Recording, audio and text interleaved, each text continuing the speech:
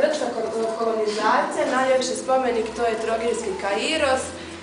Imamo prve grčke kolonije u Dalmaciji, prva je Isa na Visu i druga je Karos na Hvaru.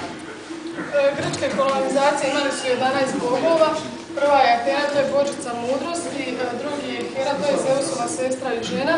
Zeus je bio bog groma, Ares je bog rata, Apolon je bog sunca i umjetnosti, Hermes je glasni bogova zločitih trgovine, Afrodita božica ljubavi i ljepote, Artemida je božica lova, Demetra je božica zemljoradnje, Poseidon je bog mora i Had je bog svijeta.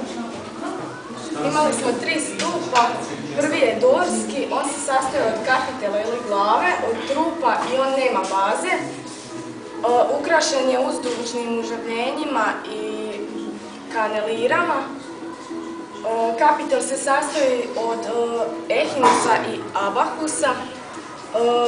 Napus se sastoji od 3 dijela, friza, vjenca i arhitrava i cijeli je hram bio živo obojen.